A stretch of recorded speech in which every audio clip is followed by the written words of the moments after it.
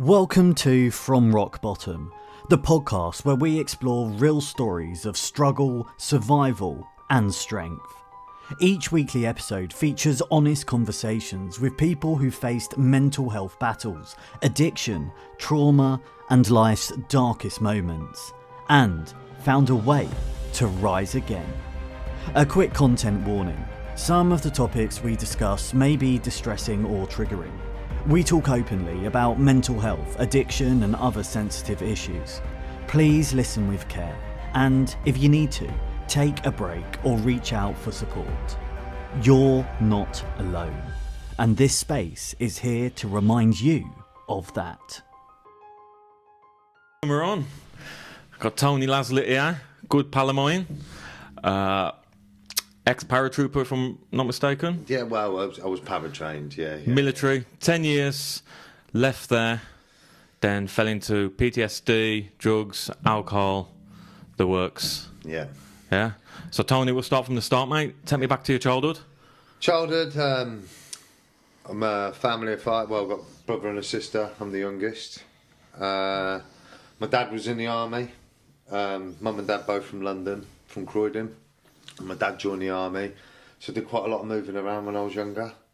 Went to school. I was living in Germany for a bit as well, and then did finish my school. And it was sort of like when you're around kids and all their dads have been in the army. It's sort of like that's what you're lined up to do. You're almost recruited in school. How was it growing up? Your dad being in the military, you moving around, because I suppose you never got. It was shit sometimes because you get really good mates and bits and bobs like that. Obviously, I was young, but and then you got to change school again and stuff like that, and it was just never. He was just never really settled. But to be fair, when he moved to Germany, it was just about when I was going to start secondary school. I finished secondary school there, so that wasn't interrupted. I was at not a military school. It was just a normal school, but it was in Germany for all the kids, the English out there. And then obviously, left school at 15 because I was the youngest in the year. I tried joining at 16, but I was too fat. And they told me to go away and do a bit of exercise. And then my dad started training me a little bit. And I left at 17. During your childhood, obviously you said your dad was away. Was he Afghanistan, Iraq? Yeah, my dad, he was in the first Gulf War. Okay. Bosnia, Kosovo. Ireland. I think he was in Ireland. Yeah. I have never really. But I remember he was in the first Gulf War.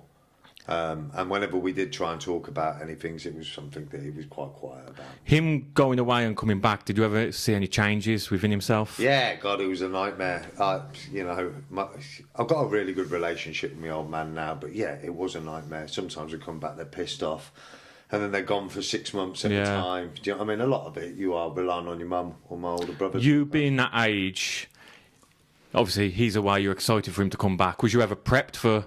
He might not come back. Yeah, I don't know. Or might not come back at all. Yeah, you don't. I think when you're a kid, you don't realise the severity of where they're going and what they're doing. But yeah, but you were all in my inner circle. All their dads were away normally at the same time my dad was away, so we were sort of like all in it together. But yeah, it was there in the back of the mind. Did you ever speak to others when their dads were away the same as yours, and you're like, would you all share? Yeah, it was just like, it was weird, but that was all I knew really, because I'd always been around the military, and it was a weird one, you know. I've never really sort of been asked that, but I did, I don't think I worried as much as I would now. Yeah, of course. You know, but just being young, and it was just, that's all I knew. He was always away. Was there any other moments, not necessarily just your dad, your friends' dads or anything, where you heard like, they've come back and they're not okay mentally? Yeah, you did get a bit of that. And then you just don't... There was all sorts that go on, like accidents happening when like guys were away and stuff like that. But apart... not from any war as such, I don't really remember having any friends, in fact, dads that died. But in the military, like some things that have happened that have died. But it's... But it was a different ball game when I was out there, do you know what I mean? Yeah. But yeah, what was that? I'll tell you what, because I need to credit. Obviously, I joined the army at 17. Mm-hmm. I didn't want to join. I was just about to say, before you get into that, did you ever feel any pressure, or did you feel like, my dad's in there, I need to go in there as well? Like that's what all of us is like. When you were sat there with your mates, it wasn't all I want to be a footballer. It was like, I'm joining this and I'm joining this in the army. So we used to always talk about it, but we're never serious. But when I got to, obviously, from the age of about 15 all the way up to when I left, I was smoking weed. And that's when, I was hanging around with the wrong crowd and doing what the fuck I like, basically. Yeah. And that was when my dad sort of gave me an ultimatum. He said, you either join the army or you fuck off back to London. Yeah. And that was my two choices. And obviously, just to make them happy, I joined the army. But really, at the time of leaving, I really didn't want to go. It was just sort of to keep my mum and dad happy and try and make them a bit more proud of me. Because I did fuck up a lot as a kid, Yeah. Yeah. So talk to me about the army. Fucking hell. Start from the start. Right, from the start. I didn't have the best start. Well, I did. I got to training, and obviously that's where you get straightened out and you learn it all. And I got all the way through training, right? And when you get to a 6-week point in training, you have a long weekend where you get to go home to your family and loved one. But my mum and dad were in Germany. I've ended up just going to my brother's because he lived in the UK, staying there for the weekend. But they give you a drug test when you come back. Okay. And I had a drug test. More than confident that I was going to pass because I didn't have a spliff until sort of the day I left. Yeah. Or a couple of days before. So I was confident like nothing was going to happen. And anyway, I've got all the way carried on with training. And we got a week away from our pass-off parade. The mum and dad are coming over. Yeah. Family are coming. Proper proud. Yeah. I'm looking the top dog in the family. I'm doing really well. And then I just remember this bombardier coming in and saying, fucking recruit Laszlo, come in here and have a little fucking chat with me. And I've come in, I fucking shit myself, like, cause it was a bit tough. But back then in training, I thought, God, what have I done? And he was like, what have you done on your long weekend? And I was like, fucking, nothing, I've just gone to my brother's. Do you know what I mean? I think it was my 18th birthday that weekend, but I didn't do anything. And I was like, nothing. And he was like, have you punched anyone or battered anyone or done anything? And I was like, no, nothing. I went to my brother's and come back. And he was like, because the adjutant wants to see you tomorrow. Yeah. And I didn't have a clue what an adjutant was then. But basically, it's a high up. I think, I'm not sure if he was a captain, but he only deals with discipline. Okay. So I got marched all the way up to the fucking big dog's office and I slammed my tabs in. And I just remember him saying, recruit Laszlo, and looking on the table. And he said, what's the army's policy on drugs? And I just said, I've stood to attention, shitting my pants. And I just said, 0 policy, sir. And he was like, slid it in front of me. And he was like, well, explain this. And there was cannabis still in my system. And like I said, and I was like, maybe I think about a week, 5 days away from my pass-off parade. You know what I mean? We've had all our number 2 kit issued to us. We're practicing the parade itself. And I thought I'd done it with 1 clean sheet with no problems. And they didn't. And they give me a choice. They said, like, I've said, look, I used to do it. I'm hands up. I smoked weed before I joined, but from the day I've joined, I've not done it. And so they took me out the troop. I didn't pass off. I had to phone my fucking dad and tell him, like... How was that? Oh, it was fucking horrible. But he was still serving then, or just left. And he said, let me talk to so-and-so. And he did do a little bit of talking to whoever about it. And he just said on the phone, like if you come back, you're not coming back here, you're going to Croydon. And he was like, you fucking get killed in Croydon. And he was like... So it's your choice. You either do what they say or you do whatever you got to fucking do. And I did. I just said, look, I'm not signing liability to say I've done it. I said, do whatever you've got to do with me before if you're not going to kick me out. Yeah. But I'm saying, I haven't done it. So they made me clean horse shit for 5 weeks and made me grow my hair because they were going to do a hair follicle test. Yeah. To see if it did it. And I had to stand there and watch my troop pass off as well, and it fucking killed me, man. Yeah. So I was cleaning horse shit for 5 weeks down at where the fucking officers fucking had their horses. And then they told me, I don't know, there's some officer said to me, like, Laszlo, they're going to make you do your piss test again, but you're going to pay 400 quid for it. And that was the only time in training where I just sort of said, you know what, fuck it off. I threw the fucking broom down. Yeah. And I was like, look, if you're going to send me home, send me home. Like I wouldn't be doing this if I'd done it. Yeah, if you didn't want it. I would have cut, like, I haven't done it, sort of thing. And I think he went away that night and had a little think about it. And the next day, he was like, you're going to go see your battery commander or whoever it was that I had to go and see. And they literally put me in front of him and I was there. And he says, you've got two choices. You go home tomorrow or you start from day one, week one, tomorrow. Let me know, buddy. Let me know. And I was just like, fuck's sake. But to start from the start, redo. Fucking straight back to day one, week one. And straight away I had to do it, start on that Monday. When they sent me into a troop, I remember it was always called Tangier Troop, and it was for like the naughty boys. Yeah. And I got fucking hammered, mate, for another 12 weeks. Yeah. It was just awful. But I passed out in the end, and with best shot.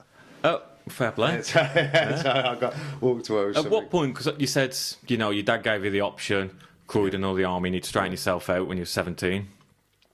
Obviously, so you was reluctant to go in. At what point was there a switch for you where you was like, because you said you was excited to pass out? Yeah. Like, at what point was there a switch where I'm actually okay at this, I'm good at this?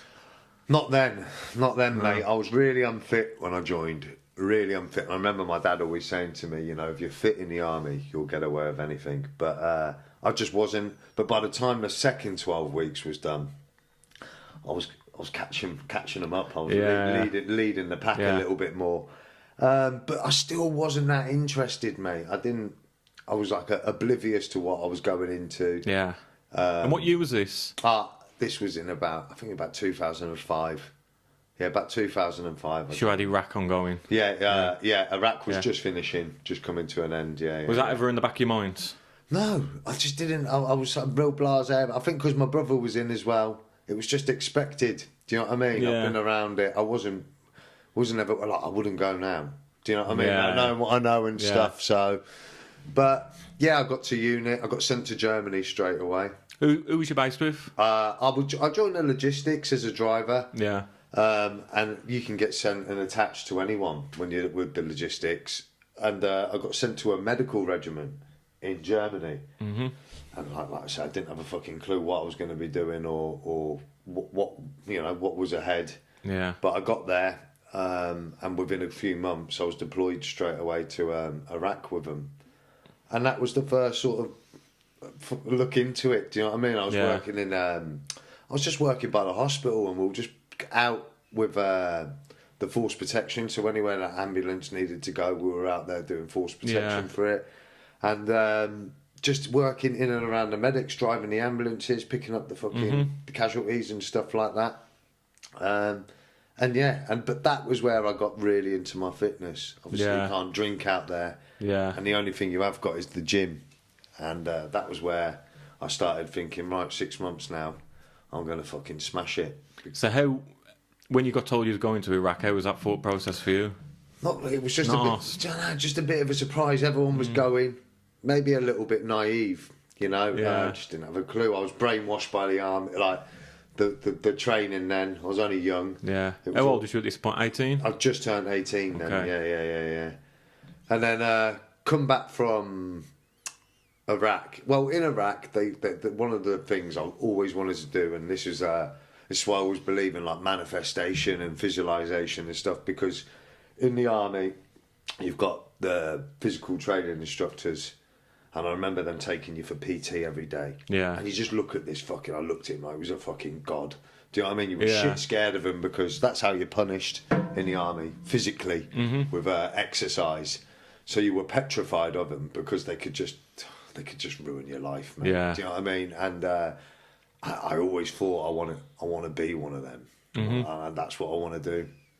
And when I come back from Iraq, I was getting into a few fucking scraps here and there. But shout out, and if he sees it, so I have to say, shout out to Dusty Miller, because he was one of the hardest bastards I ever met in the army, and he worked in the gym. He was the manager of the gym.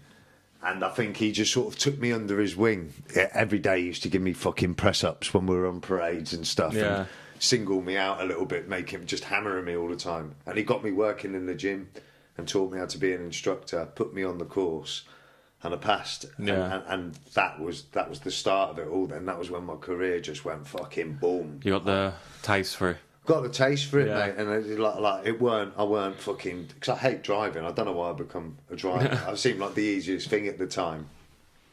But just once I started working in the gym and training the lads, and I thought this is just like, it was a dream job. Yeah. You know what I mean? And I did that pretty much for the whole of my career after that. So going back to Iraq, did you ever see anything what still stays with you today? Iraq, I've seen a few things. It was the first time I'd ever, been our camp where we were at was constantly getting rocket attacked.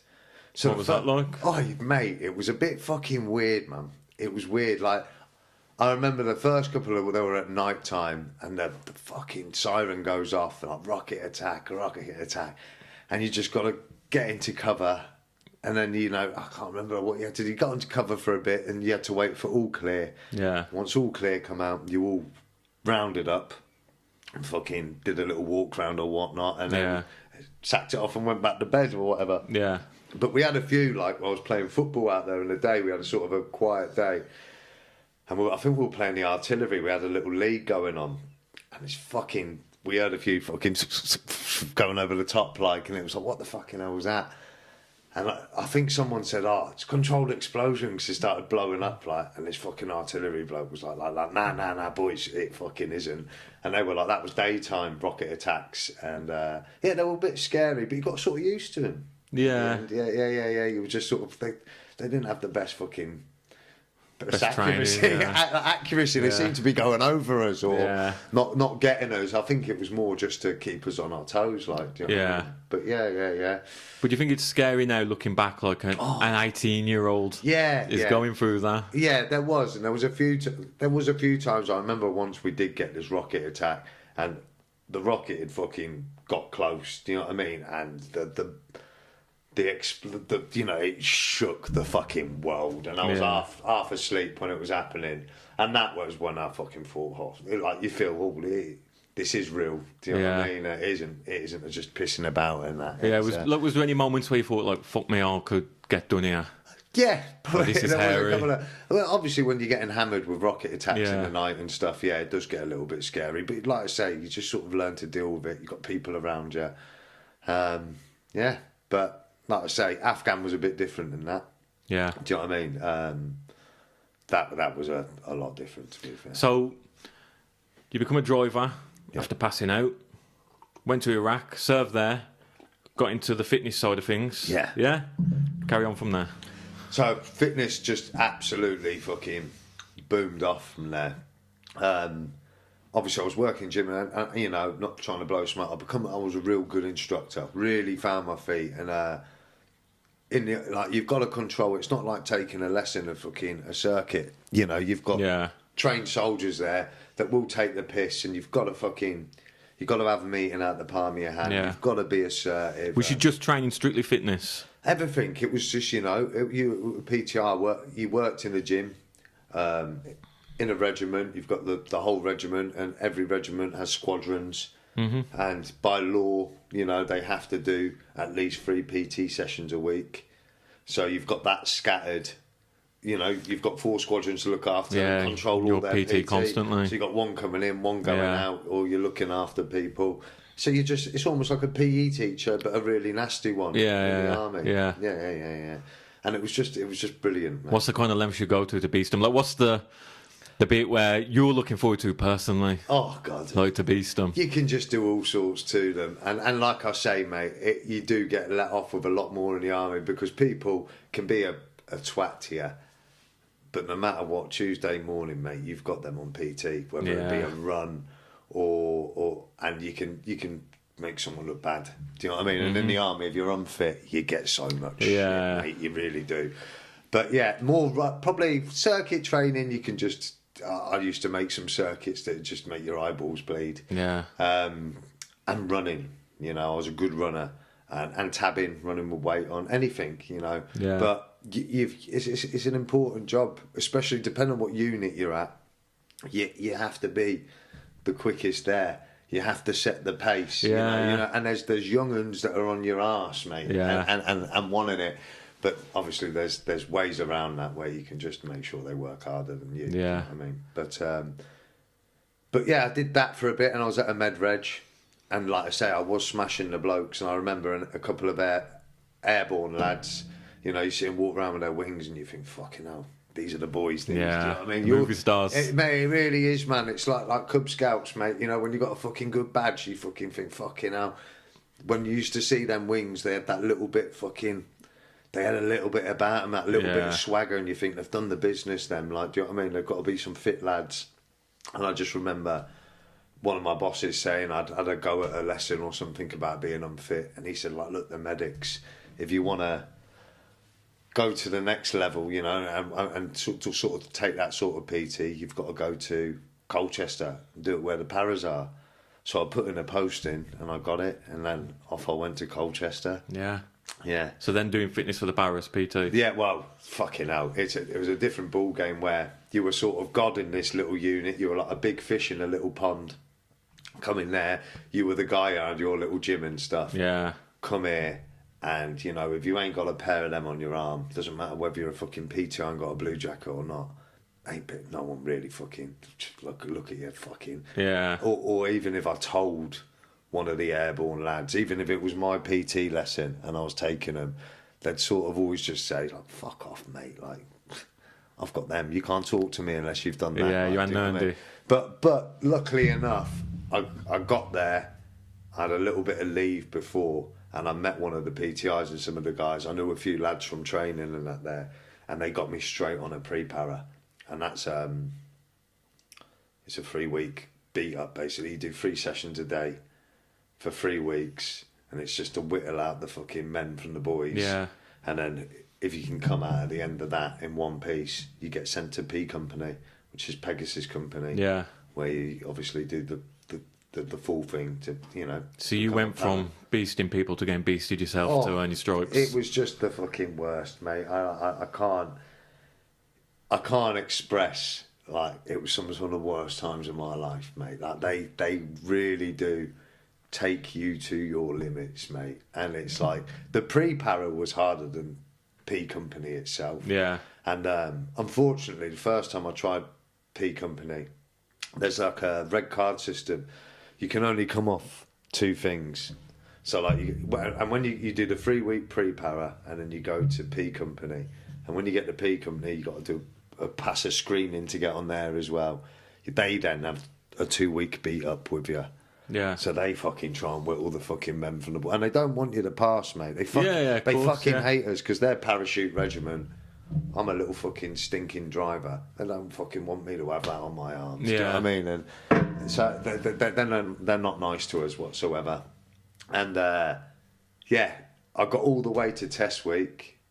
So I've done the 3 weeks beat up, the 2 weeks fucking beat up with P Company. And then you've got a test week, which is you've got to pass all these tests. And unfortunately, on the 10 miler, I fucking just rolled my ankle just ever so slightly, but with all the weight on my back. Got to the finish, and the physio was just, I could hardly walk. He was just like, "You're binned, mate. You're gone." That was that. Oh, it broke my heart, mate. It really did, because going back to the regiment, failed. Yeah.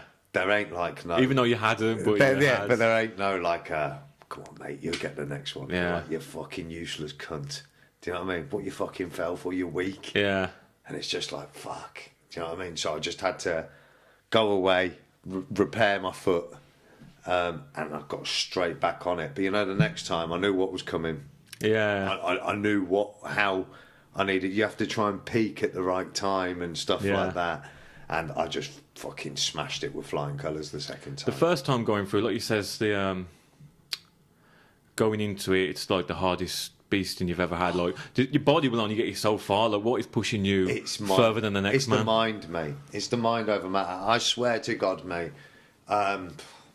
There's just I can't even like try. It's hard to explain. Like for one of the days, for example, I'll just explain. Like one of the hardest days that I found. There was a run in the morning, and everything they do, they almost make it impossible or hard. You can't walk anywhere. You have to run everywhere. And then when you go for a run without your boots on, you've got like a belt kit on, and it's got a water bottle in it, and a couple of fucking Mars bars stashed in there in case you're fucking about to die. And that's like, that has to be on you. And the water bottle has to be fucking full so you can see the water coming over the top. Because if it isn't, you're going to get punished. You know what I mean, that's how bad it is. Anyway, and this run they took us on, I think it was called Snake's Pass.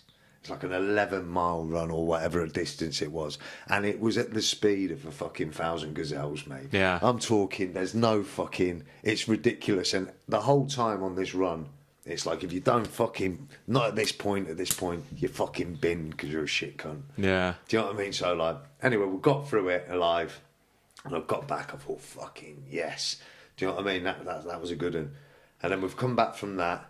And it was like, right then, boys, don't fuck about. Get back down to your rooms, get fucking showered. And then they give us like a list of all this exercise gear. Like, be back up here in fucking 30 minutes. With that, we're going to weigh your Bergens and make sure you've packed everything like this. Bruv, mate, it was like a fucking week's worth of gear, man. Do you know what I mean? Like proper, heavily, like full exercise gear. After this 11-mile run, made us come back down. And... they made us do like, mate, it was like a fucking 20-mile fucking nav. But you were in like teams of 4.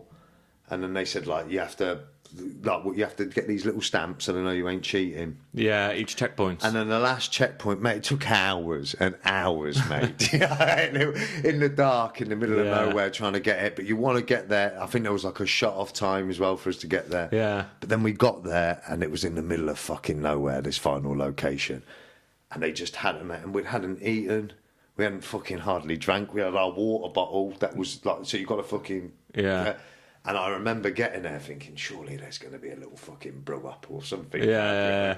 It wasn't, mate. They just made us sit there, stand there. They just destroyed us, mate. Like, didn't let us eat, didn't let us talk, didn't let us use light. We had to just sit on our knee in position, mate. It was just like... for hours. Yeah. And then they let us go to sleep, like told us to get our heads down, and they've attacked us. It all went on till about 9 o'clock the next morning. So what was the total duration of the nav? It was like a 24-hour. Yeah. And then when we got back, I think we got back about 9, 10 o'clock the fucking next day. It was like, lads, while you're dirty, we might as well introduce you to the assault course. And it's just, you're off again. It was more than anything, you know, mate, it was injury.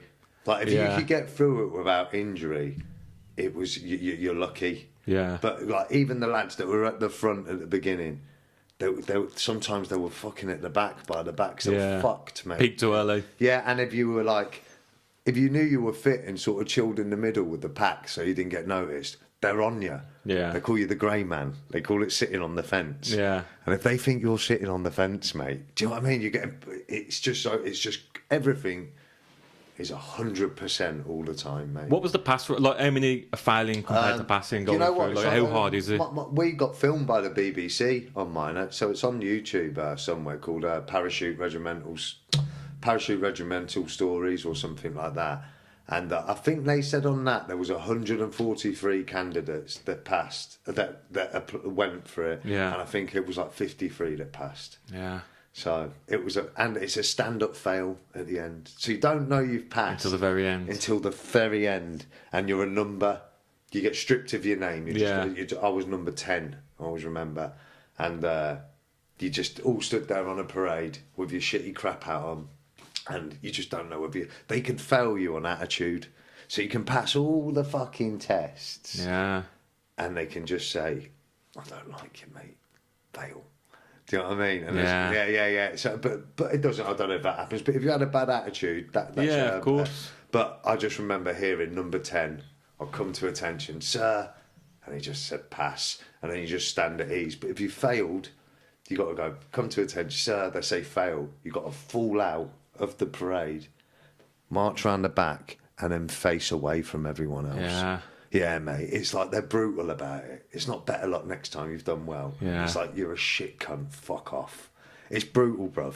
It really is. What was it like for you when you number 10 pass? Bruv, they come round, they put that maroon lid on your head. And I'm not claiming to be a fucking full-on paratrooper, fucking this, that. But that was the proudest moment of my life. Yeah, of course, you earned it. Bruv, I never thought... You earned it twice? Yeah, I never thought in a million years that someone would be saying, welcome to the Airborne Forces, mate. Yeah. Well, a big fucking pat on the back, like. And then the next thing is, you got maroon lid to fucking say, look, I've done the business. But then you ain't got the wings. You got to wait for a jumps course. So you get back to the unit. It's like, oh, well done. Still ain't got them though. Yeah, you still one off. You haven't jumped out the fucking plane yet, have you? So then you've got to do that to get your wings in. That was probably a prouder day getting them than getting the lid. It's no more stick after that. That's That's it. You're walking around, mate, fucking 6 inches higher. Yeah. Do you know what I mean? You're fucking proud, mate. So you've had to basically do the course twice. Yeah. Obviously, I got all the way to test week, failed, then had to go. Oh, there's no like the commando course. You can fail at 9 week, go away, come back at 9. Okay. Like the 9th week. Yeah. Where with P Company, no. You're going all the fucking way back. Where's that resilience come from to do it again? I don't know. I think a lot of it. My old man, he wasn't the most supportive to begin with because I was a chubby lad, and he was fit as fuck. And he was fit as fuck, mate. Do you know what I mean? And he was a phenomenal sportsman. He had a great career in the army, renowned for being a sportsman. Yeah. And I had the sort of Laszlo name, mate. And I was crap, mate. Do you know what I mean? Yeah. And he used to always say, "You're a fat cunt." Do you know what I mean? Like you need to get a fucking grip. I remember once he set up this fucking route for me before I joined the army. He was like, "It's a fucking 1.5 mile route. Do that every day, boy. I'm telling you, you have no fucking problems. You know what I mean? You'll be fit as fuck." But in the morning, I'd go out. I'd think, "Fucking nice one." Jog off past the garden. I'd start fucking walking, mate. He cottoned onto that, mate. He started following me in the car, mate. Yeah. But he was like, he's on you. Like he was on the road and making me run on the road. His fucking number plate was about that far from the fucking hill, mate. Yeah. And to be fair, tough love. Yeah, and I think, and he used to always say, one thing he said, "You'll never be a PTI." Do you know what I mean? And when I said, "Oh, I want to go to an airborne unit," I remember him saying, "Well, you never fuck." I don't know whether he's doing it to give me the kick up the arse, but a lot of it was my dad. Yeah. To fucking say, "There you go, mate." Did the negativity ever bother you? Sometimes, yeah. I wish, because obviously I did have a fucking, I've got good genetics, mate. Like, I don't think you can just be like fit as, so you get some people that are naturally fit and some people that just have to work a little bit harder. Yeah. And I just seem to be like, anything I've set my mind to, physically, I've excelled in. Do you know what I mean? I've done really well in. And so, yeah. I just wish he wasn't. He was more concerned about himself and his sports. Than, I was never. Maybe if he was a little bit more supportive in that way, I would have maybe done a little bit better or found something like boxing. I might have found that when I was younger. Do you know what I mean? Yeah. So, but do you think if he was more supportive and more kinder to you regarding this, you'd have been, do you know what I mean? It's all right. Yeah. I mean, because you ain't letting anybody down, apart from yourself. He was just a tough geezer, my dad. He was, man. He was like old school army. Do you know what I mean? Yeah. And I remember even when he's got a lot softer now. So I don't want to sound like I'm slagging my dad off because he's fucking with old age. He's a lot softer and he's a big soppy. He's like a teddy bear now. But then he wasn't even dropping me off to the army. I remember it was like. We were there at the airport because he was living in Germany at the time. Yeah. So I had to go to Croydon for a couple of weeks with my auntie and then join the army. And he's just literally pulled up and he was like, "Off you go then, boy." I was 17. I don't think about it. It's when I think about it now. Do you know what I mean? I've got a 17-year-old lad now. And doing that to him, like the way he did it to me, I'd never thought nothing. Sticking him on a plane as well. He was just like, "Off you go, boy." He was like, "Off you go. Well done." Like, do you know what I mean? Not like "I love you" or anything like that. And then I remember as I was just walking off, he said to us, like, "Come back here a second." And this sticks in my mind. He said, if anyone tries taking the piss out of your son, he was like, "You put your fist through their fucking head." And that's what he said to me. Yeah. And he was like, "Now go on, get yourself away." Yeah. So maybe that was his way of saying, "I love you, look after yourself." And that stuck, mate. I've got into a lot of fucking scraps in the army because I thought I won't have no one take the piss. Do you think the lack of love from your dads has affected you in later life? Because sometimes we either mirror our parents or we're the complete opposite. Oh, yeah, man. It's been hard because I left home at 17. So, I mean, I've never been home really since 17. Like I used to pop back and visit when they were in Germany, sometimes when I had a little bit of leave. But then they moved to Cyprus, bruv. Yeah. You know, and I've just got used to that distance. Do you know what I mean? Like people say, "Oh, your mum and dad live in Cyprus. You're over there all the time." When I'm not. I've been over there like 2 or 3 times, and like, it's just we're just a real distant family, mate. Like we're close, as in like when we're together and stuff like that. But we're just all spread out, man. My sister's moved over there now, but and it is hard sometimes, you know. I think if I didn't have my missus and her family here, I'd be really fucking struggling. Yeah, no support. Yeah, really struggling, mate. Especially when I left the army. Yeah, that's another fucking. We'll get so. Yeah. You've now done your course twice. Yeah. You got your beret. You went and got the wings. Yeah. What's next? So then I started becoming an instructor on the pre-para. So this was like the highlight of my career. Honestly, my dream job. I wish I could just, if I could still do it now, I'd do it now.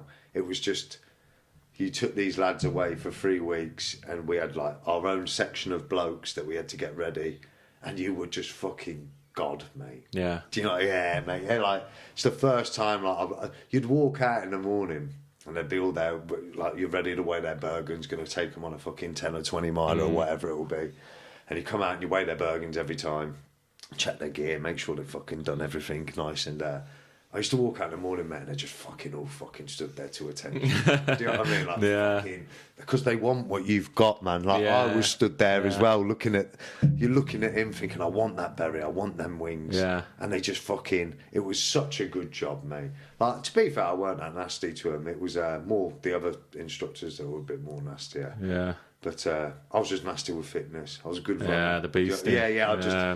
Proof was in the pudding, mate. Yeah. You know, I'd just take them out and take them to their limits. Like. So what's next after that? How does Afghanistan come into it? And then I went to Afghan before that with the medics. That was a real tough tour. That was Herrick.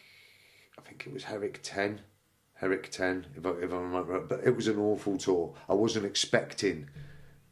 I'd been to Iraq, so I was sort of like, when we were going out, I thought, same fucking thing. Yeah, another desert, different name. Not that bad, mate. Just got to watch out for them rockets. Yeah. Fucking How old was you when you went to Afghan? A bit older, about 23 now. That's a little bit more experience. PTI, you know, I was like, I think I was a Lance Corporal by then. I'd had a promotion. And I got out there and I got attached to work with, they were called CCAS. These medics, but they were like a lot of them were Air Force. They sent me to Kandahar, and I was working on the airstrip, picking up whatever comes in and whatever goes out. Like, do you know what I mean? And it was fucking way more than what I expected. Put it that way. I didn't think I'd be getting exposed to all of that. Like, it was a heavy tour.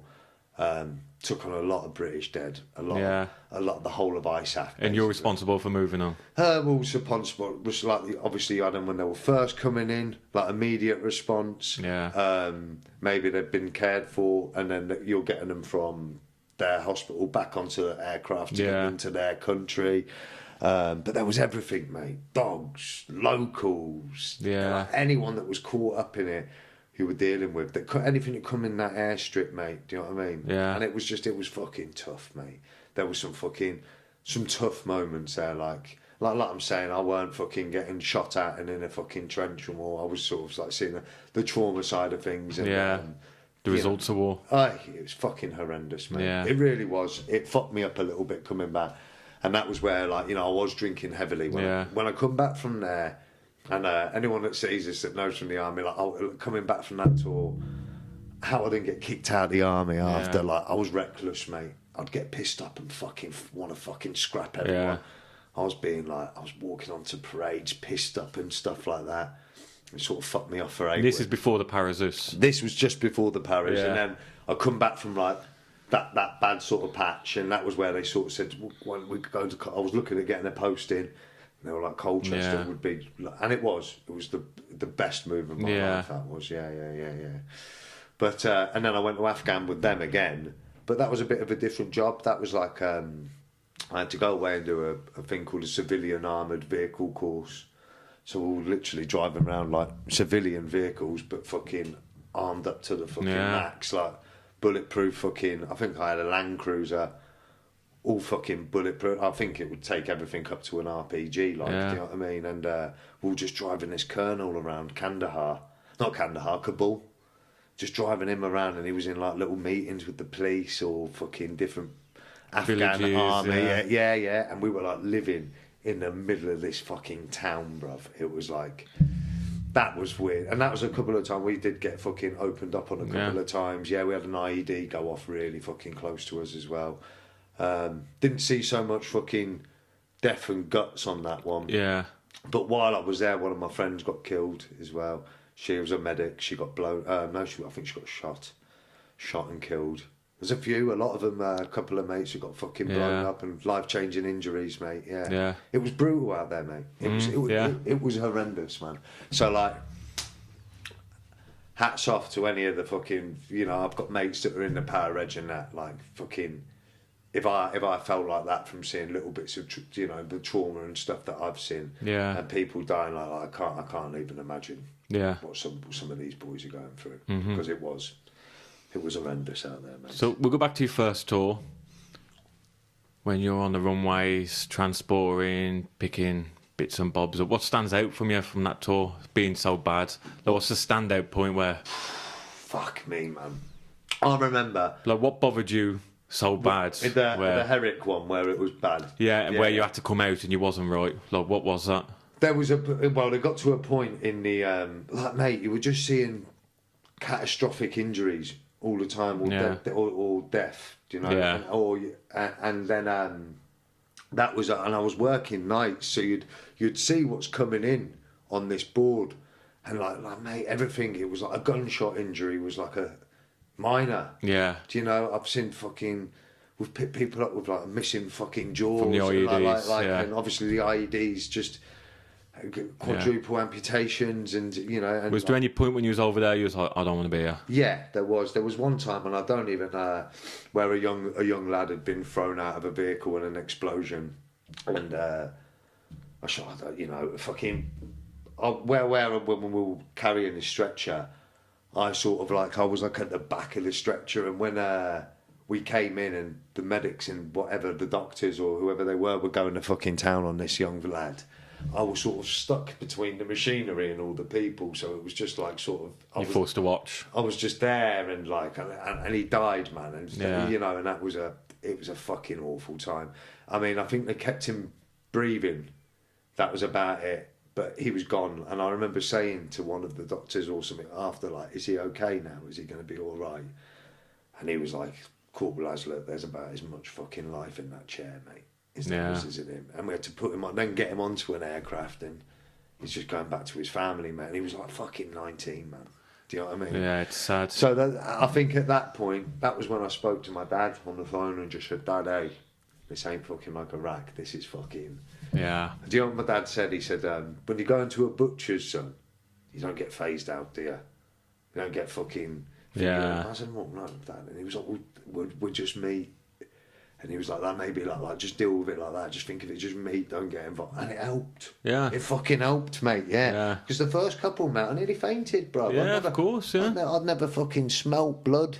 Like seen that fucking... I didn't think... I was real naive to think how bad... And you seen one of your own, it's British Army at the end of the day, it's one of your own. And I remember I had a really good colonel, his name was Si...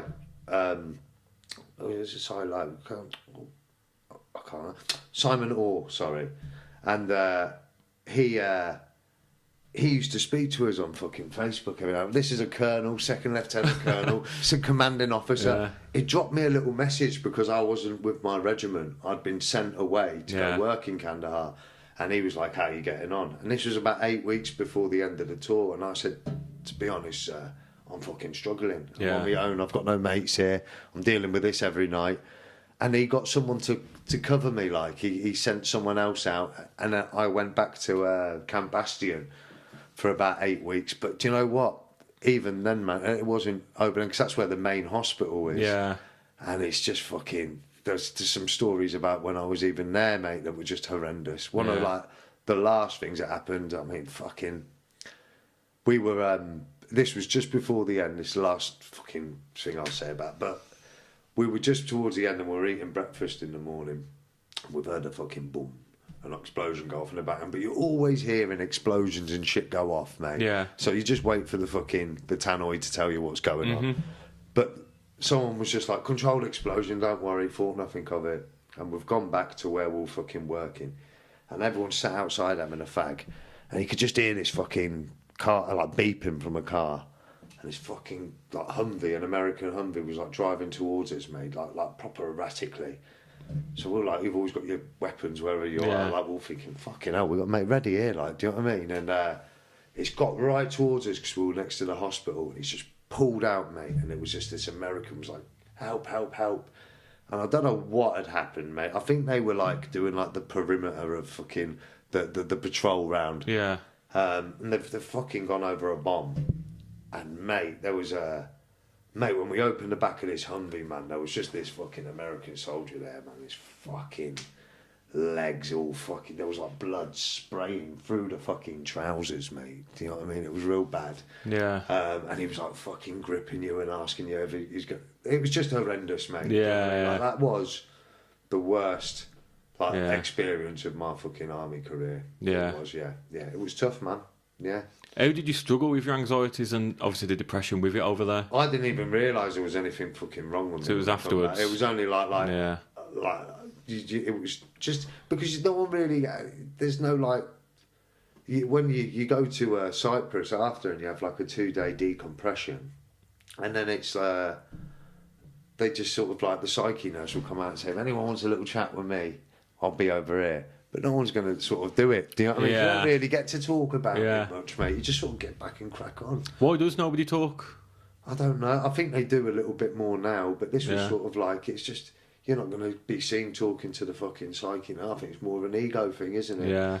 But lads do struggle, and you see it a lot more when they're drinking and stuff like that. And that's why a lot of the time I just don't drink no more. Yeah.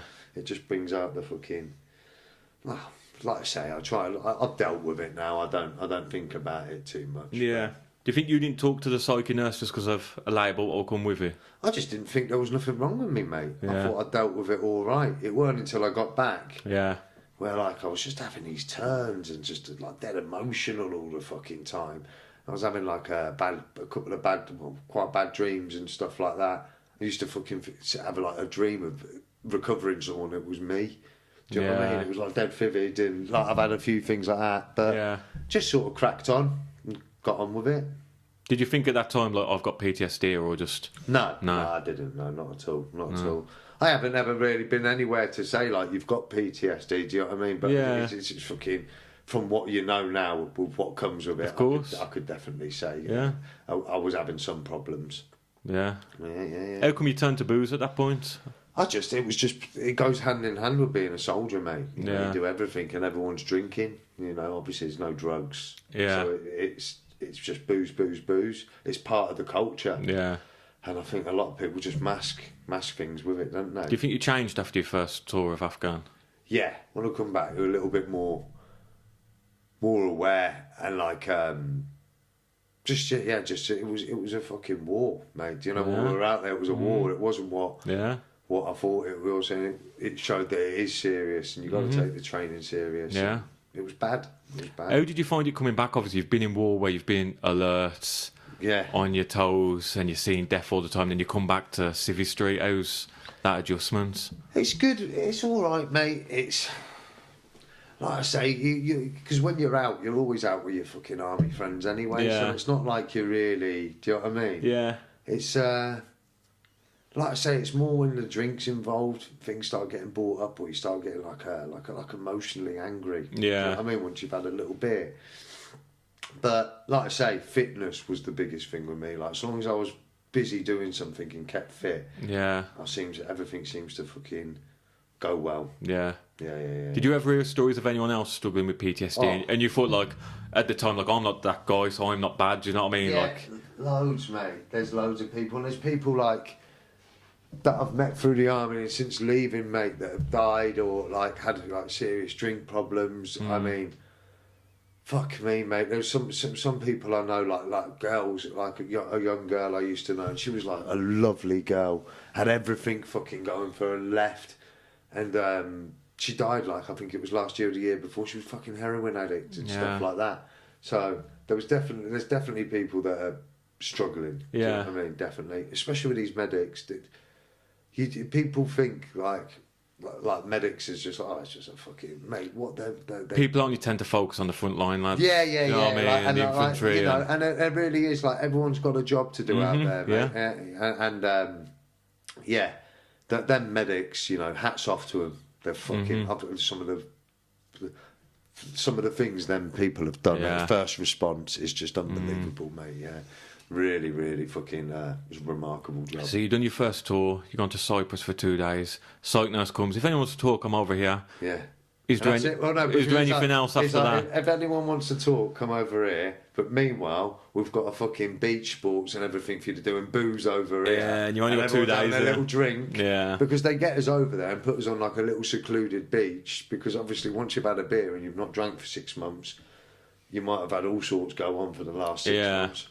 And so that's where you're going to do your chest poking, isn't it? Yeah. Or like, you know, so like if you're going to scrap it out or anything, rather it be on a quiet beach in Cyprus than in Yates or fucking Wetherspoons back home. Do you know what I mean? So I think there is there's method to the madness. Yeah, but after that, is there any support moving forward? Like, you just get back. You get 8 weeks off. Yeah. You have like a little like a nice homecoming do.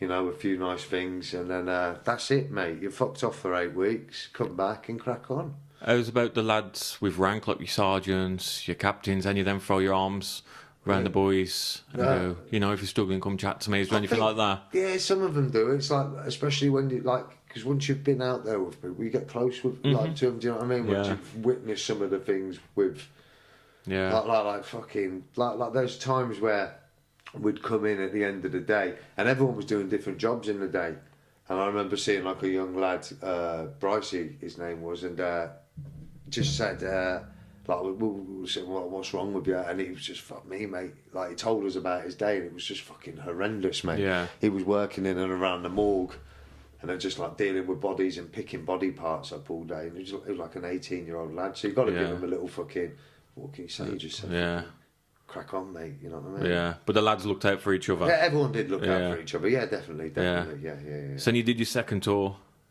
Wasn't so gory, but weren't so gory, but it was like still, a bit more of I was a bit more out on the ground and getting fucking. I was out there getting stuck into things. Yeah, it was good. It was really good. Yeah, it was a good experience. Yeah.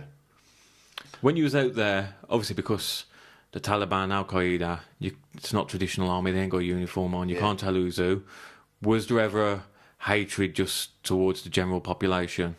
You know, it's which I think's normal anyway. Do you know what I mean? The thing is, mate, out there, it's a tough one, mate. Like I say now, I always think back like when we used to drive around, you'd be in traffic jams, and it would come through like watch out, they've got a vehicle-borne IED in a white Toyota Corolla. Yeah. And you're in traffic, mate, and every car in Afghan's a fucking Toyota. Yeah. And they're all white Corollas, mate, just surrounded by you got kids jumping on your fucking cars and everything, but you just don't know who to trust, mate. Yeah. Especially with the language barrier. And there's been situations like even when we were looking after this colonel, we took him to a meeting once, and it was sort of relaxed. We were inside this compound, took our helmets off and everything, mate. Obviously we were armed. And then you just heard this fucking gunshot go off, like, and it was like a policeman, the Taliban or whoever it was, had took his family and said, like, if you don't fucking slot so-and-so, like, we're going to fucking execute your family. And he ended up shooting some fucking big fella in this meeting. Obviously, luckily enough, our fucking VIP wasn't present in that area of the compound, but just fucking blasted his head off, mate. So it was a big panic, all fucking trying to get the VIP in the back and getting back to where we need to. So like, you just don't know who to trust. Yeah, you know, they call it green on blue, and that's where like the ones that are working in the camp and helping out turn on you when your back's turned, like. So it's a scary game, mate. And the older you get, the wiser you get. Yeah. And I think, how the fuck did I just do that? How did I even sleep at night? Do you know what I mean? Sometimes. Yeah, looking back. Yeah. Especially when I was in Kabul, we were just like living in the city, mate. Do you know what I mean? Like behind a small little fence, and we're just getting our heads down, mate. It's like to think of it now, I just fucking I don't think my anxiety would let me do it, mate. Yeah. So I think just because you had the lads around you, just get through it together. Yeah, mate, I just think you're a little bit more brainwashed as well, especially because I went down the airborne route and stuff, and it was like, I was just brainwashed, mate. Being told you're the best of the best. Yeah, and I just thought, come on, let's get some. Do you know what I mean? Let's get out there and get stuff. Yeah. But at the end of the day, that's what you joined the army for. Yeah, of course, Go out on operations. Yeah. So, it was good. So, second tour of Afghan, how was you when you got back from there? I was all right, but this was where the transition started happening in my head. Like, do you know what I mean? As in, like, I don't think I want to do this anymore. I've just got promoted to full screw.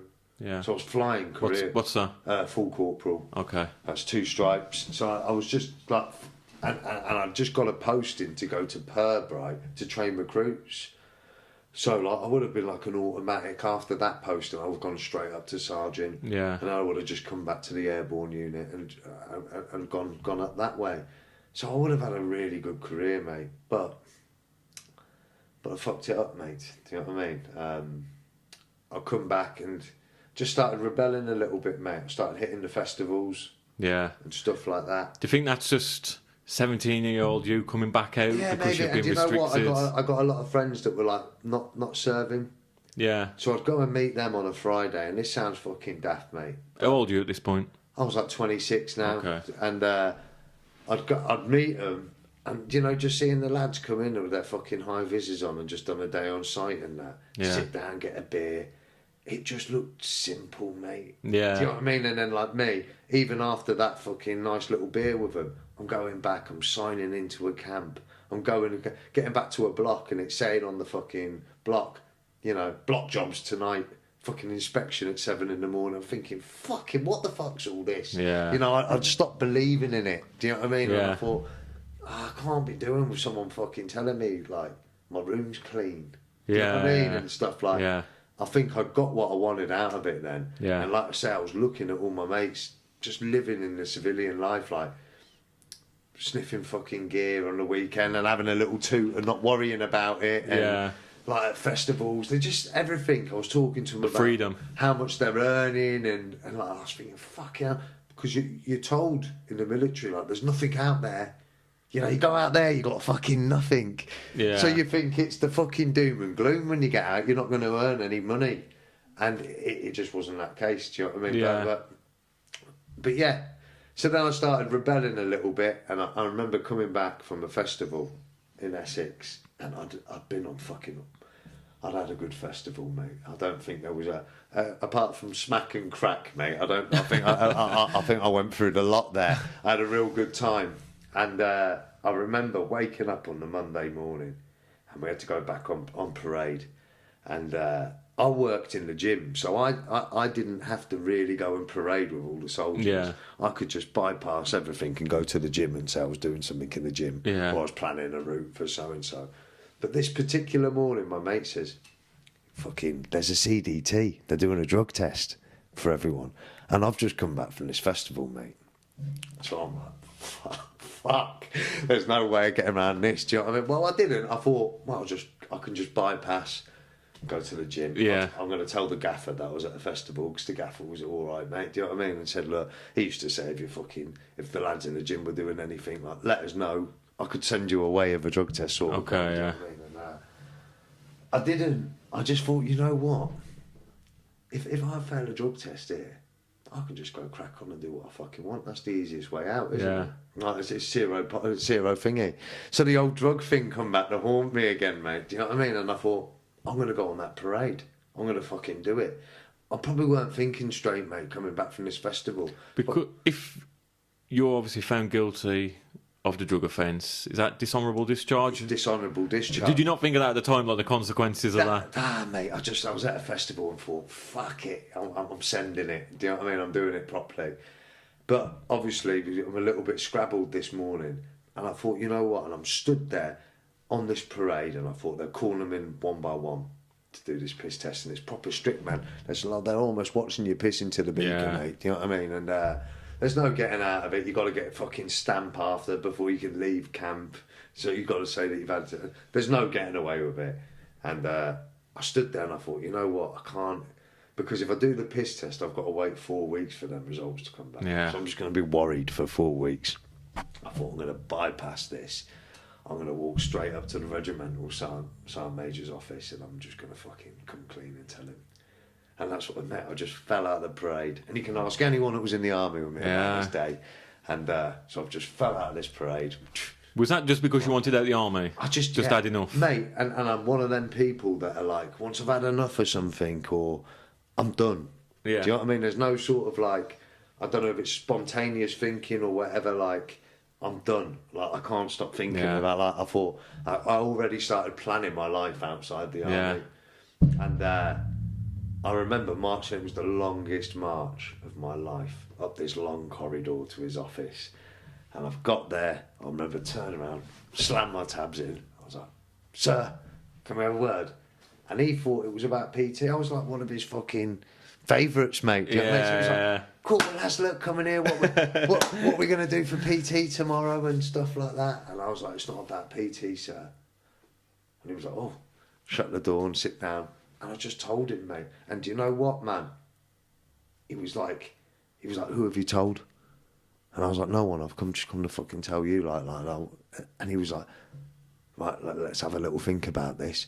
It was like, "Give me the fucking pass to get away with it." Want to look after you. He was like, mate, and some of the things he was saying to me, it almost made me regret even telling him. He was like, "When I leave this post as being regimental sergeant major, I have to give my pay stick to my number one soldier and stuff." And he was like, "I was going to give it to you." He was like, as a young soldier, that I would have looked at you like you were fucking God, mate. Yeah. Like you're walking around, you're running 2IC in the gym, and you just smashed it. You've just been promoted. Like, what are you doing? Like, and I just said, I haven't come up here to get away with it. Like, do you know what I mean? Yeah. And he was like, "Well, go away, think about it for the night, sleep on it. We'll leave it in here. But if you're serious about it, you need to fill out a statement, and we'll go through the process." I was like, "Well, I'm going to do the drug test anyway to prove it." So I went and did the drug test. Next day, did the fucking statement. He came to my fucking room looking for me and everything. It was surreal, mate. This like real scary man. He was like the type of man that you turn around and walk the other way because he used to draw fucking lines on your face where he wanted your sideburns to be and stuff. Do you know what I mean? He was the top dog, and and he just said it was just such a waste. And why did you go down that route and not accept help and just go out the traditional way? I don't know what it was, mate. I just don't know. I could have fucking just done a nice resettlement. Like got all loads of qualifications over a year. Left the army fully qualified. Had my pension. Yeah, that's what I mean. How come you didn't go down that route? Because I'm a stupid twat, mate. Do you know what I mean? I'm a stupid twat. Do you regret it now? I just regret the way I left because like my life's only got better since leaving. Yeah, of course. It went whoop, and then went up. Do you know what I mean? Yeah. But it's just I wasn't thinking properly, mate. I wasn't thinking straight. I just did it, mate. Yeah. And then I had 4 weeks of just fucking. It was like basically from that day, he was like, "Well, you can't deal with a weapon now. Yeah. You know, like we're going to start getting rid of your bits and bobs. Wait for your results to come in, and you'll be on your way."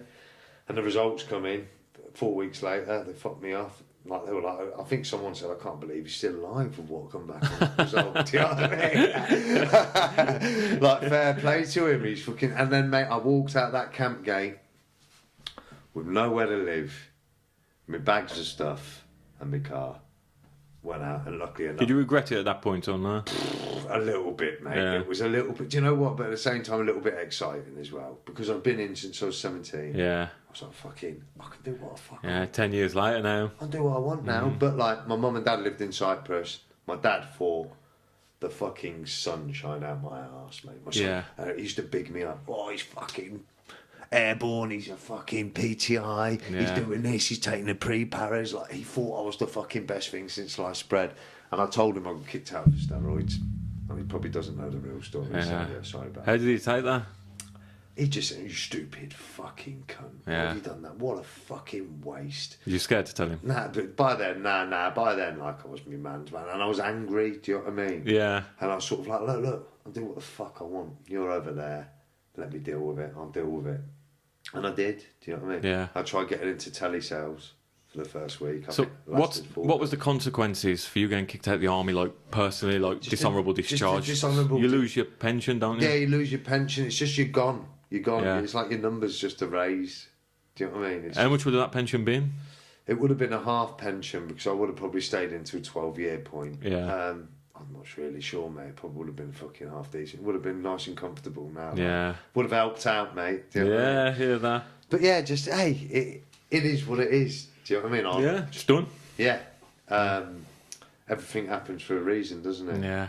So how did you transition then to civil life? Well, fucking hell, that was where just things went a bit fucking... Yeah. I'd split up with my girlfriend that lives here, the reason I'm here now. I'd split up with her. She didn't know I was out in the army. I tried doing a fucking couple of jobs. I tried to fucking telesales. That didn't fucking work, mate. Yeah. I think that lasted 4 days. Then I was just dossing a little bit, waiting until my money from the army sort of ran out, whatever I had left in the account. And then I just remember a mate saying, fucking, you got your lorry licences and that, and yeah? I was like, oh yeah, I've got all of them. And he was like, scaffolding, mate. He's like, I can see you. I know someone. I can get you involved. And he did. He got me a couple of days, and fucking that was it. I was in. I was sucked in. Yeah. Do you know what I mean? And I thought, well, I didn't. The first day I thought, fuck, I've never worked so hard in my life, mate. Do you know what I mean? But I thought, yeah, this is all right. I'm getting paid weekly instead of monthly now. By that time, I'd moved into a mate's flat because I had a spare room. He only wanted 70 quid a week. So it was just like, fucking... But then everything else comes with it, doesn't it? I was like a new guy in town because I weren't in the army. Exploring your freedom. Exploring my freedom, mate. And getting involved in all sorts of things. Realised there's money to be made other ways than working. Yeah. Do you know what I mean? Like without having to worry about fucking being in a camp with it. Started selling fucking all sorts of stuff. Just getting involved in all sorts of shit, mate. Yeah. And then just forget it. Like I was just losing myself, mate. How soon after leaving the army did you start going a bit downhill? Mate. I left from that festival that got me fucking kicked out. Yeah. I didn't stop, mate. Just I was in a circle of friends. Don't get me wrong. I made some fucking real good mates leaving the army. Some that I still talk to every day now. But I was just in this fucking circle of it was just a whirlwind, mate. Do you know what I mean? Like we were just working hard and playing harder, mate. And it was I was just in a bad cycle, man. A bad cycle. I'd recover by the Thursday, and then I was back out again, just sniffing, just doing everything, mate. How bad did it get, the drugs? Bad on the sniff. Yeah. Really bad, especially when I was selling it. I was doing it. I was doing it every day, mate.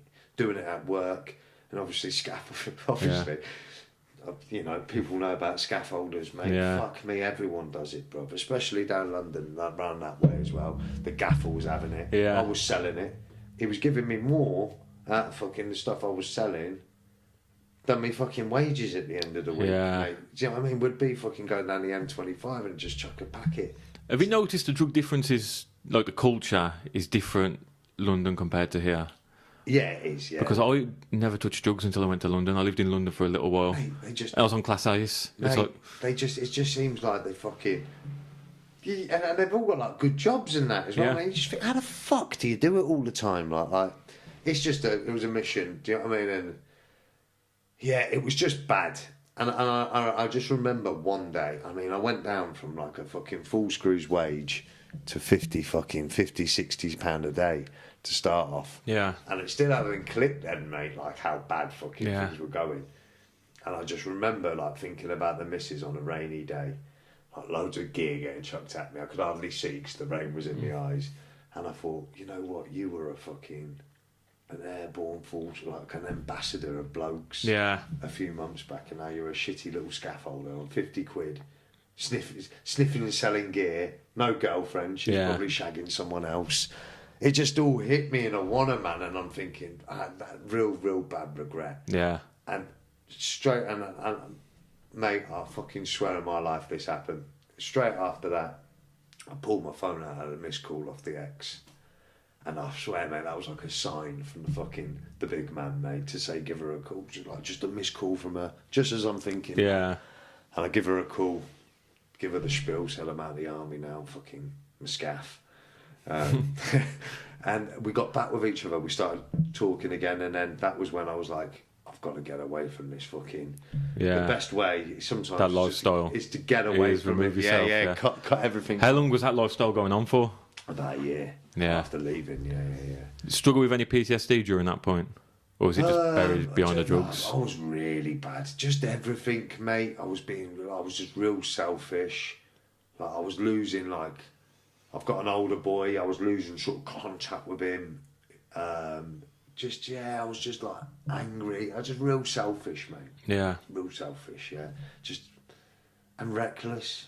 I just had nothing going for me. I went from hero to zero. Yeah. In a matter of a year, man. Do you know what I mean? And it was just like, at first you were like a good time Charlie. Do you know what I mean? You were new on the scene. Yeah. And then before you were just like, you just looked sad, mate. Do you know what I mean?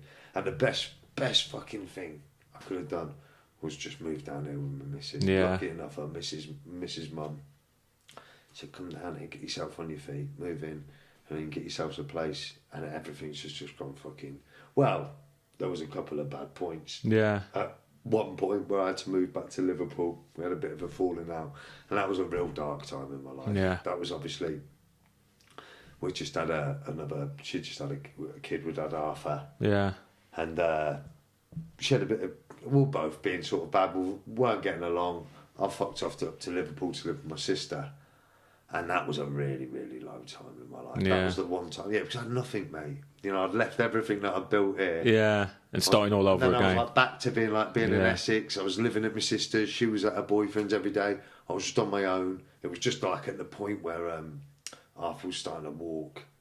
Yeah. I was missing it all, mate. Do you know what I mean? Yeah. Everything was going wrong. Like, I'd fucking been pulled by the police. I'd had my car impounded. I was fucking having to get like 3 trains to get to work, but I was only on £100 a day and a taxi. I was spending like half of it to get to work. Yeah. And that's the only time I was picking up fucking gear. And I don't even drink, mate. And I was drinking in the evening, just buying beer and a little bit of packet. Fucking just drinking and sniffing, mate, by myself. Yeah. And that's the only time in my life, you know, where I thought, I don't know if I fucking fancy waking up feeling like this tomorrow.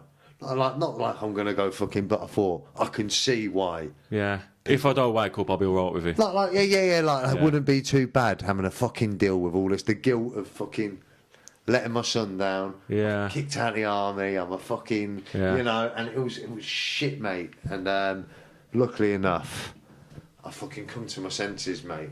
We got back to with each other over like a Christmas period. And that was when I sort of sat down and I said, I can promise you I'm going to do this, and this. I'm going to get us a house. I'm going to say, you know, I'm going to do it all. And I got it done, mate. Yeah.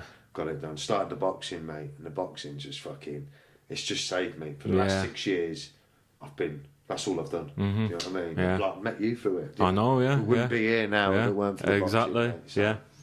So with your PTSD, how did that affect your daily life? And yeah, it's I think just a few things sprung from it. I never really used to get anxious or anything like that. Or if I did ever have a feeling, I couldn't put a label on it. Yeah. But like, definitely like just get like really anxious in certain situations and stuff like that. Worry about things. Sometimes I wake up and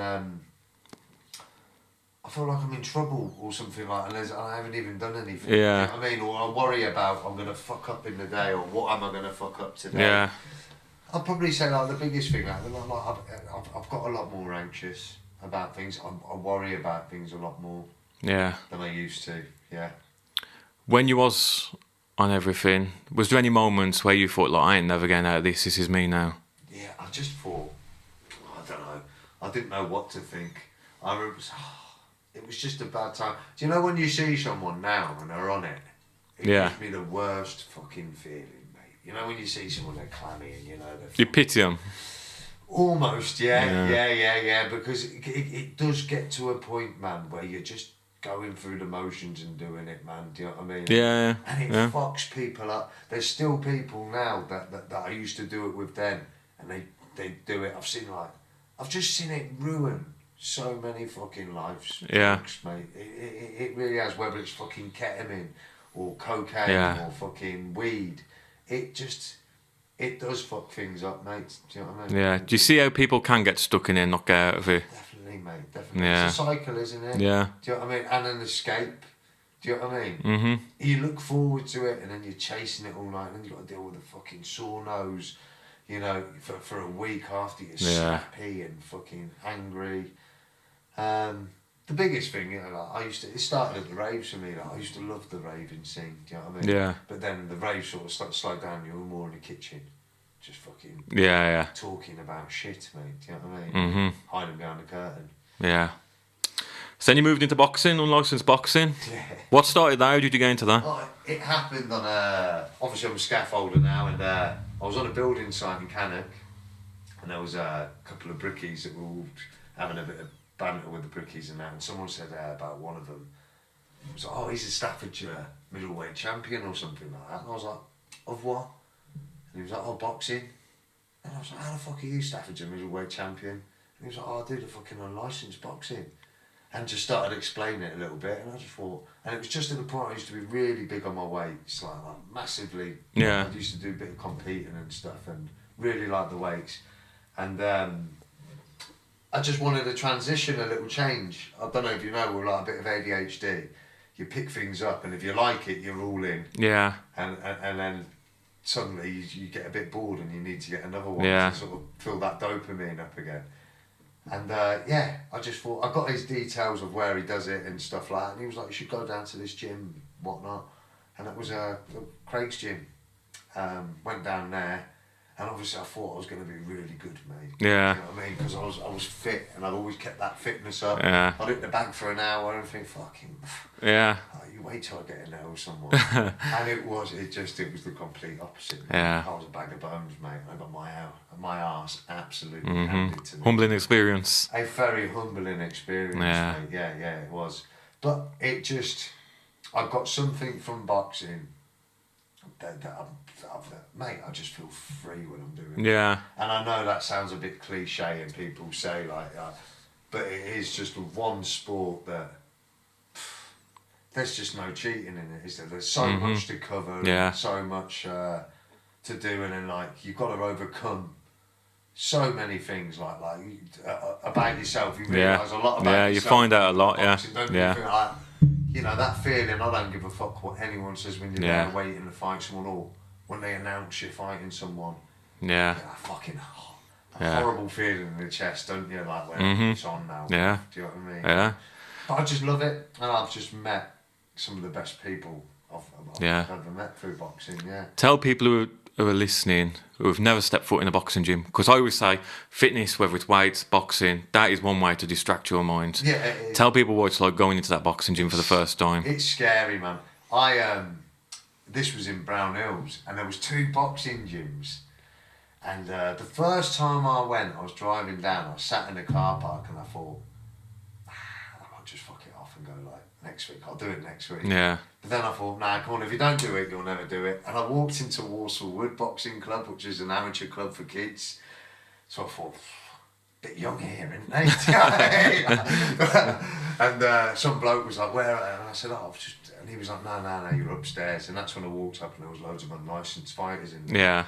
It's a scary one, isn't it? Walking in when you're seeing them all hitting the bags and that.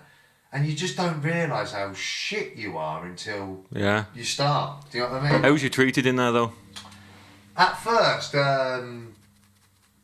know what? I was in quite good shape, as in I was a lot musclier, a lot bigger, like on the weights.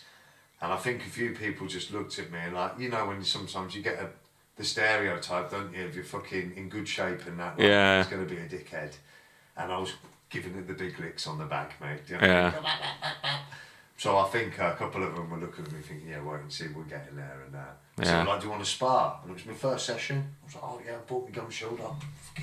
keen as mustard, mate. I weren't keen 2 minutes later, mate. Do you know what I mean? I didn't know what was going on, or fucking, I've never been that tired. Yeah. Do you know what I mean? You lost your ego quick then. Very quick, mate. But at the same time, it gave birth to something that I walked out of that gym and thought, I can't have that. Yeah. I can't leave it at that. Yeah. And don't get me wrong, mate. I've always been all right on the cobbles. Not the hardest man in the world, but I've always done all right, mate. Yeah. Do you know what I mean? On the old track record, but I thought it was going to be a breeze, and it fucking wasn't. Yeah. It still isn't. Yeah, of course. Yeah. There's always someone harder, bigger, stronger, faster. Every day is a learning day. Yeah. Do you know what I mean? I mean, I've been doing it 6 years now, and I still feel like a fucking novice, mate. Well, I still am a novice in some people's eyes, mate. Do you know what I mean? Yeah, because I tell people, like, go to the gym, like, You ain't got to spar. You haven't got to do anything. You ask for anyone for help and they'll help you. They'll give you pointers. Yeah. So much like everyone has got an ego. Yeah. When you first spar, like once there's just something like I find in boxing like there's like levels. There's levels and you just unlock a little level every time. Like you learn to relax. Your feet get better. Your body starts doing things like someone throws a shot and you've gone without thinking about it. Do you know what I mean? Yeah. Everything starts becoming second nature. Yeah. I just love it. More so the people and the community. Like once you got there's no better feeling, is there, when you're in a boxing gym and everyone's fucking buzzing. Yeah. And you're all buzzing off each other and You've had a good session. Just fucking shadow boxing in the mirror in the morning. Yeah. Fucking, you're loving it. I do. I think it'll always be a part of me now. Do you think that's your best coping mechanism? Just fitness in general. Yeah. I've got a track record of fucking things. I've done so much, and then and the problem is you invest everything into that. Yeah. Don't you? If you like something, like I can't have the pro box shit boxing gloves. I have to get the fucking you know what I mean? I've seen your Reyes's. That's it. Yeah. And it was the same with downhill mountain biking. Mechanic chase on a Chimera. 2 weeks later, I'm driving a $2.5 grand fucking rig down there. Do you know what I mean? I did that for about a year. Had a few bad accidents and thought, it's I've got to be boxing or this. And chose boxing.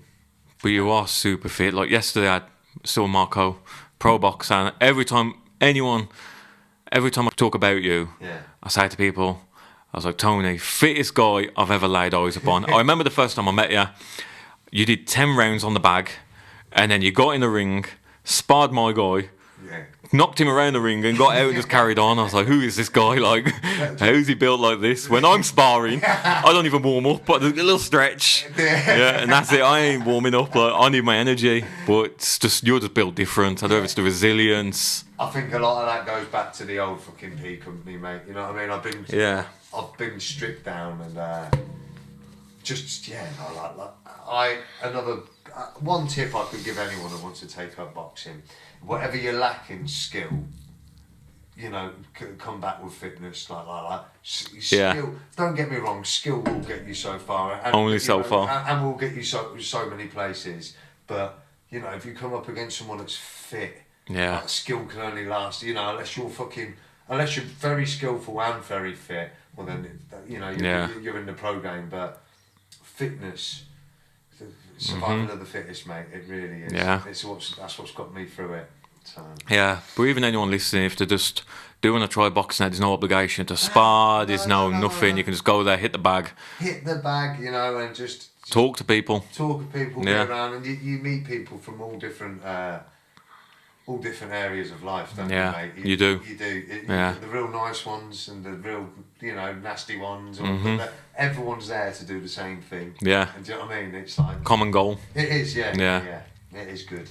How's your understanding of mental health changed from your childhood to obviously going through the army to now? Massively. To be fair, mate, I used to be a little bit sort of ignorant to the fact of it. Fucking get a grip, mate. Get a grip. When mental health was becoming more of a subject. Yeah. I did used to think you're just trying to fucking blag it for a fucking claim or something here. And that was, I think maybe that was because I was still transferring from a military to a civilian mindset. Yeah. And that's sort of what I've been told, just get a grip and get over it. For the last thingy. But not until I hit the hardship of getting out of the army and being by myself and like no one handing me anything in. Yeah. There were some times, man, when I was just thinking, fuck, how have you got here, man? And it is real, man. It was I was down and, Would you say that was rock bottom for you? It was rock bottom, mate. Yeah. The time when I got out of the army and then the time when me and my missus split up briefly when my son was born. Yeah. More so the second time. The army was like a different thing, but I had like a lot of opportunity to... distraction around you as well. Yeah. Where when I thought I'd fucking done it all, and then I was so happy, and then it just ended in a second, and I was sort of back where I didn't want to be, and that's where I said, I was fucking sniffing gear and drinking a fucking quite a lot of a pack of beer, and then I would start crying. looking at photos of my son crying and that, Yeah. it was just like, what the fuck? Mm-hmm. You have a look at yourself, don't you, in the mirror and think, what are you doing? Yeah. Do you know what I mean? And lucky enough, a good woman in my life, and Yeah. she fucking stuck by me, and yeah. Because like my kids are my lifeline. Without my kids, I've always said without my kids, I wouldn't be here today. That's it. It's my little boy's birthday today. I know. Happy birthday. Yeah. But yeah, I mean, I used to fucking think myself as quite a hard man. You know what I mean? I've never cried so much since I've been a kid. Yeah. Like Yeah. he can just well me up. Mhm. Just by, sometimes I can just look at him and like I love him that much. Yeah. I think of like it hurts. Doesn't Man, it? I'm the exact same. I know where you're coming from. He is. I just love him. Man. Yeah. Do you know what I mean? And I've shout out to my older son as well, because he's 17. I love him to bits, but it was like a bit more of a different situation. Yeah. His mum in the army will never sort of really with each other. It's been the separate dads, the single dad sort of thing. Yeah. So where obviously you love them the same, don't you? Mhm. But the little one really did fucking change a lot. Yeah. Kids, yeah. Mhm. Big change, big game changer. Yeah. Yeah. So, what's your goals now moving forward? Goals now, obviously, still prepping for it. I had that fight the other week. Yeah. We got the fucking result. Didn't First we? round stoppage. First round stoppage, mate. I was really happy with that, man. Trained Yeah. hard for it, and it paid off. Yeah. But I've got a bit of a harder task on the next one. Like I said, might not be as fast, but I'm aiming to fucking do the same Yeah. business. Like, Another stoppage. Not get rid of it, or yeah, if it ain't a stoppage, mate, take the win, mate. You know what Yeah. I mean? Yeah, of course, win's a win. Dominate the fight. Yeah. I'm training hard for it now. And then after that, that'll be the last fight. 39, I turned this week. Yeah. Last week, Mhm. last week. So, it's time, I think, just to start teaching and trying to... I've picked up a lot over the last couple of years, and I think with all my personal training from the army and everything, Yeah. and with the boxing I all know now, try and get somewhere, and obviously unlicensed shows, start looking into Yeah. that side of things. Yeah. So now, last couple, mate. A bad day now. How do you get through them? Like, Gym. yeah. Do you know what I mean? Like the day could be, and I know that like people say, "Well, it ain't as simple as that." But I'm not just saying even go out, have a walk. Just do something Yeah. physical, like even a run. Like just a 20-minute run by yourself, or it just makes such a Yeah. difference. Just a walk, just being in the fresh air. Just being active, mate. Being out. Like the worst thing to do is just sit and feel sorry for yourself, man. You've got to get out and do it. And like, even when you think, oh, I can't be arsed and stuff like that, they're always the best sessions you have anyway. Do you know what I Yeah, mean? of course. Have people around you, and family as well. Do you know what I mean? Yeah. Like that's my happy place. When I get home from work and I see like my missus, my cats, my kids. Yeah.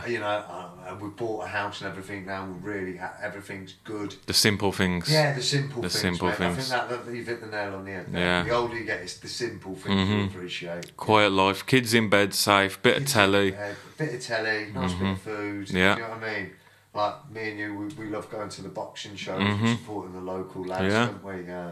And that's like our little fucking, Yeah. our little thing, innit, mate? Little release, just Yeah. watching people hit each other. And it is good, and we both do corners and stuff. Yeah. And we're in the background a little bit, and yeah, it's good. I'm in a good place, mate. Good little community around, like a good circle of friends. Around Yeah. me.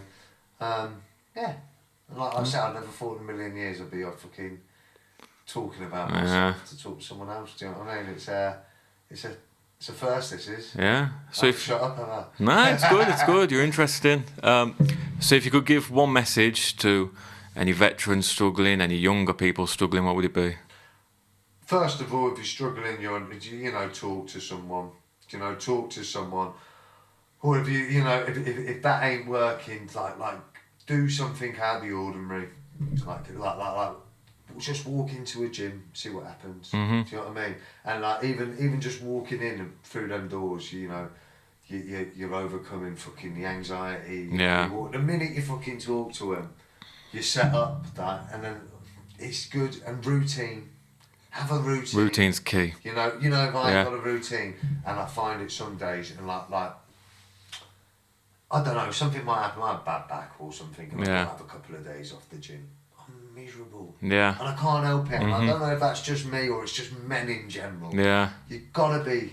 I'm the exact same. I need a routine, and I know what I'm doing each hour of the day. I just look forward to it. I come out of that routine, it's... Yeah. I'm unhappy. I like knowing what I'm doing on that day. Don't get me wrong, the routine might change from week to week, but as long as I know I'm doing this on this day, this on this day, I like to do this way, and once all them ticks in the boxes are done, it's brilliant. You know, there's times where obviously, and we're all human, there's times where I have got to get up and go to the gym and I think, you know what, fuck it off. I'll fuck it off. I'll eat a fucking pack of crisps or something. Do you know what I mean? Yeah. But then you see that fucking sparring photo that's been posted at the gym after, and you're like, oh, shit, fucking gone. Do you know what I mean? Holding yourself accountable. Yeah, you do. Yeah. That, like, definitely, like, and it doesn't even have to be boxing, man.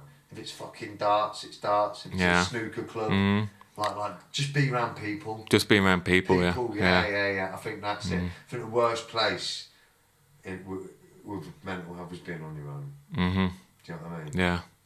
Get a cat.